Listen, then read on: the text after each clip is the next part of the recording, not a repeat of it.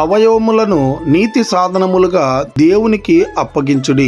రోమిలకు రాసిన పత్రిక 6వ అధ్యాయం 13వ వచనం. ప్రేమైనటువంటి దేవుని బిడ్డలారా, మీ అవయవాలను, మీ శరీరములో ఉన్నటువంటి ప్రతి భాగమును దేని కొరకు అప్పగిస్తూ ఉన్నారు? ఈ లోక పాపపు క్రియల కొరకు నీ శరీరాన్ని నువ్వు అప్పగిస్తూ ఉన్నావా? అయితే నీతోనే ఈ ఉదయకాల సమయంలో ఈ వాగ్దానం ద్వారా దేవుడు మాట్లాడుతూ ఉన్నాడు. దావీదు భక్తుడైతే ఈ విధంగా చెప్తూ ఉన్నాడు, నీవు నన్ను కలుగజేసిన రీతిని చూడక భయమును వణుకును పుట్టుచున్నవి. అంత అద్భుతకరంగా దేవుడు మన శరీరాన్ని, మన శరీరంలో ఉన్నటువంటి ప్రతి భాగమును సృష్టిస్తే, అలాంటి మన శరీరముతో మనము దేవుణ్ణి మహిమపరిచేటువంటి వారంగా ఉండాలి. కానీ మన శరీరం ద్వారా, మన చూపు ద్వారా కావచ్చు, మన మాట ద్వారా కావచ్చు, మన చేతి క్రియల ద్వారా కావచ్చు, మన శరీరంలో ఉన్న ప్రతి భాగము ద్వారా దేవునికి సాధనంగా మనం ఉపయోగపడాలి. కానీ ఈ లోక క్రియలకు మనం ఉపయోగపడకుండా, ఈ లోకంలో ఉన్న వాటి కొరకు మన శరీరాన్ని ఉపయోగించుకోకుండా మనము దేవుని కొరకు ఉపయోగపడేటువంటి వారంగా ఉండాలి. ఇంకా నీ శరీరాన్ని ఈ లోక పాపపు క్రియల కొరకు నువ్వు అప్పగిస్తూ ఉన్నావా?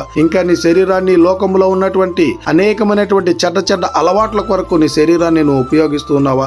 అయితే ఈ ఉదయకాల సమయంలో ఈ వాగ్దానం ద్వారా నీతో మాట్లాడుతున్నాడు గనుక, ఇకనైనా ఈ లోక క్రియల కొరకు, ఈ లోకంలో ఉన్నటువంటి పాపాల కొరకు నీ శరీరాన్ని నువ్వు అప్పగించుకోకుండా దేవుని కొరకు నీ శరీరాన్ని సాధనముగా ఉపయోగించాలని కోరుకుంటూ ఈ దిన వాక్యం ద్వారా దేవుడు మనలందరినీ బలపరిచి దీవించి ఆశీర్వదించును గాక. ఆమేన్. ప్రార్థన. మమ్మల్ని మిక్కిలిగా ప్రేమిస్తున్న ప్రియ పరలోకమందున్న మా తండ్రి, మీకే కోట్లాది వందనాలు, స్తుతి స్తోత్రాలు ప్రభా. ఈ వాగ్దానం ద్వారా మీరు మాతో మాట్లాడినందుకై వందనాలు. ఈ వాక్యాన్ని విన్నటువంటి వారి అందరి జీవితాల్లో మీ కార్యాన్ని నెరవేర్చమని ప్రతి బిడ్డను మీ కృప గల హస్తాలకు అప్పచెప్పుకుంటూ కృపనే కోరుకుంటూ యేసుక్రీస్తు పరిశుద్ధ నామమున అడిగి మరి ప్రార్థిస్తూ ఉన్నాం తండ్రి. ఆమేన్. God bless you.